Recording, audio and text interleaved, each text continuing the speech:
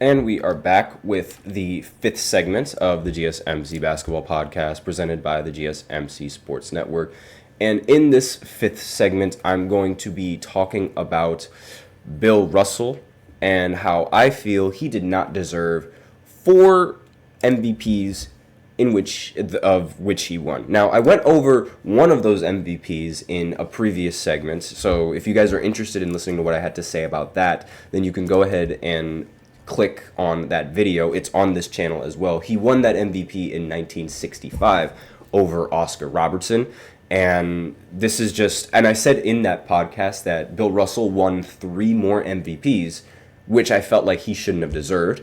And I'm just going to go, this is just a segment going over that list of all the MVPs that I feel like he just didn't really deserve. Now, before I go into this segment, I do like to remind everybody that the voting in, like, the MVP voting at this time was very, very different. The players voted for the MVP as opposed to, like, the media and analysts and things like that. The voting was way different back then than it was here, which is why the result of these MVPs ended up turning out the way they turned out. So for any of you guys that are like, that would be confused, what were the voters thinking? What were the voters like? How could they come to this conclusion?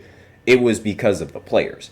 And, this is just, a disclosure before I go into this little debate, because you'll see, like, the numbers and, like, the difference between, like, these MVPs is staggering. Like, you guys are going to be amazed. So, I said before, like, it was 1965, right? So, I might as well go ahead and go.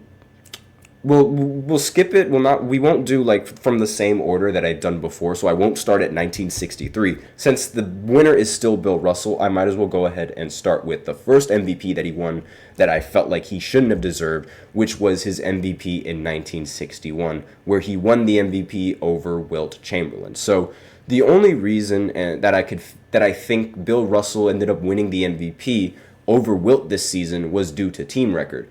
Because while he was a phenomenal defender and his numbers were good, he lacked way behind a lot of his other peers offensively.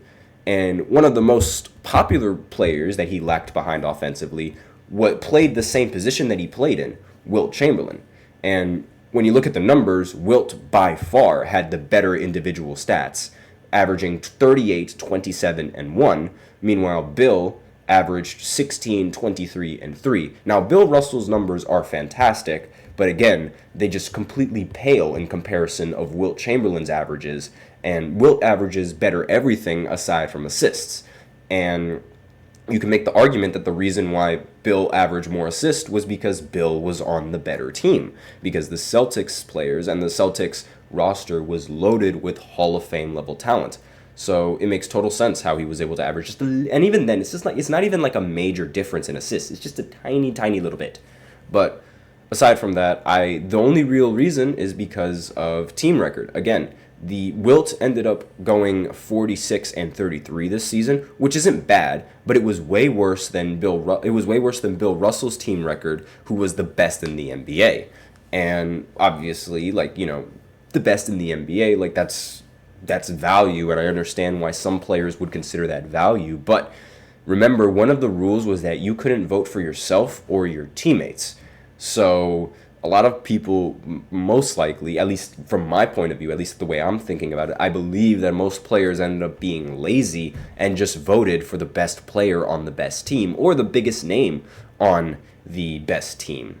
Right? Like, that's sort of the only thing that can make legitimate sense, because a player who averages 38, 27, and 1 on 50% shooting on better everything, while at the same time having a winning record, should win the MVP. In this year, he would win the MVP, without a question. So, next season, now if you thought 1961 was flat out wrong, 1962 is a crime in of itself. So, it wasn't just Wilt that got robbed of the MVP this season. It was numerous players that you could argue had a better season than Bill Russell in the season when he won the MVP. This is considered one of the most infamous MVPs in NBA history because of how many players were robbed of this MVP. Like, a lot of players were playing, like, this is a very, very solid year in basketball in the early games. So, for starters, Wilt averaged 50 points, yes, 50 points, and didn't win the MVP, along with 26 rebounds while also having the best advanced stats in the league. And as I said before, there were other players that deserved this MVP award over Bill Russell. Oscar Robertson, he averaged a 30-point triple-double on crazy efficiency, the first and one of two players to ever do that. Elgin Baylor is another player that played really good. He averaged 38, 19, and 5 while serving in the military, which doesn't get talked about enough. And then Jerry West averaged 31, 8, and 5. So Bill Russell averaged 19, 24, and 5. Again, they're really, really good numbers, yes. But they pale in comparison on the offensive side of the ball when you look at everyone else and what everyone else is averaging. I mean, 50 points? And yes, they are good numbers. Bill Russell, his numbers aren't bad. That's not what I'm saying. But listen to every other stat line that I just said and tell me which one of them you think deserves to win the MVP. Obviously, it's going to be Wilt. But the Celtics ended the season 60-20 this season. So that's the biggest reason why Bill Russell, at least the way I see it, Bill Russell ended up winning the MVP. Now, if I were to give it to anyone, I would have given it to Elgin Baylor just because of the fact that he served in the military. That is the most valuable player right there, defending our nation. Yes, sir. But legitimately, if I was just talking about basketball, yes, it should be Wilt Chamberlain that won this award. And the last MVP that I'm going to talk about that I don't feel like he deserved was 1963. Yes, for 3 straight years, Bill Russell ended up winning an MVP when he shouldn't have. And he averaged 17, 24, and 5 this season, which is good. But again, Elgin Baylor just was much better this season, averaging 34 points per game, 14 rebounds, along with 5 assists as well. So he's averaging roughly 20 more points than Bill Russell, and he's just averaging 10 less rebounds than Bill Russell, and we're acting like 14 rebounds isn't a lot of rebounds. Now, yes, 24 is ridiculous, yes. But Elgin Baylor did end the season with a lot better efficiency than Bill Russell, despite the fact that Bill Russell played center. And Elgin Baylor, he didn't play center, and he was a much smaller player than Bill Russell, but he was still shooting better and was still much more efficient. And to top it all off, the Lakers this season, they only lost 5 more games than the Boston Celtics. So I don't think, so any sort of argument that any Bill Russell fans want to make about like defense, intangibles, or any other advanced stat that wasn't recorded at the time, because blocks weren't recorded, steals weren't recorded at the time either, I don't care about any of that, because not only was the difference in record not that much, but the Celtics roster was also stacked with future Hall of Famers. Like, practically everybody on the roster is a Hall of Famer. And obviously, like, the Celtics are going to have the best record when they have somebody like Bill Russell on top of several other Hall of Famers on the roster. And the fact that Bill Russell had a good team producing these numbers should definitely like take into consideration of this, like into the voting. And Elgin, he just averaged even better numbers, clearly the best player on his team at the time.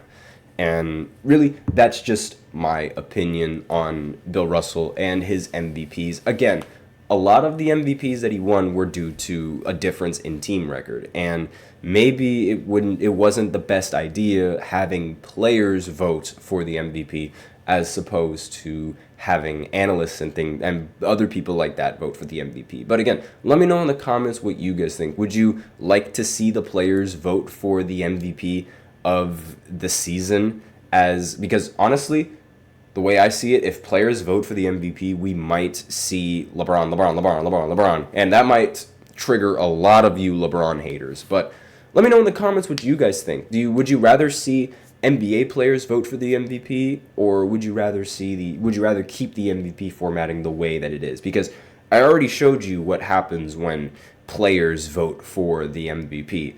as opposed to analysts and things like that. At least my opinion. At least that's why I think the Bill Russell ended up winning these MVPs, because of the player voting. Because there's no way that any of the players that I just mentioned should have not won the MVP that year.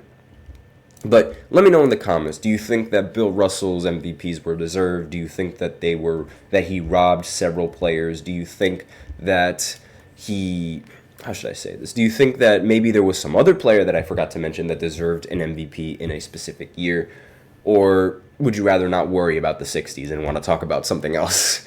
Aside from that, let me know in the comments. But that is all that I have on that's all that I have on the fifth segment, as well as all that I have on NBA players who I feel like didn't deserve to win an MVP.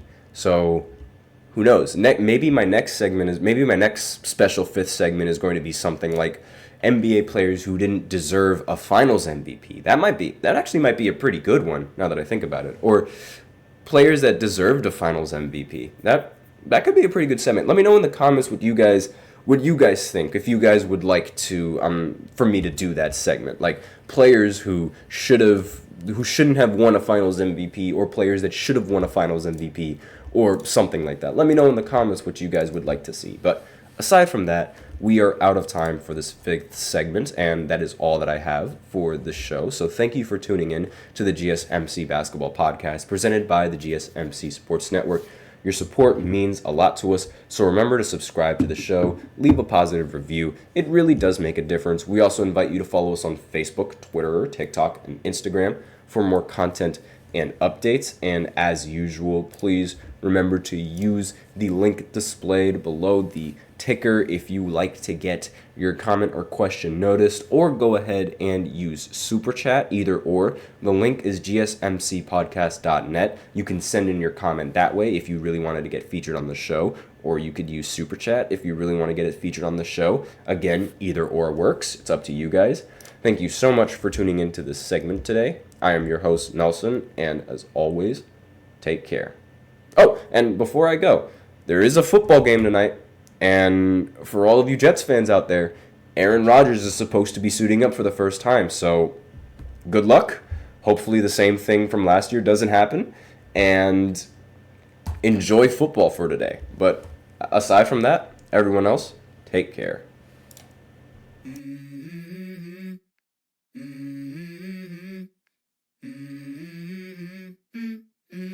Let's go. I wake up to a little bit of drool on my pillow, feel like it's gonna be a bad day. Yeah, I'm tired of shit, and the coffee ain't hit yet, damn, ain't that great. I don't wanna go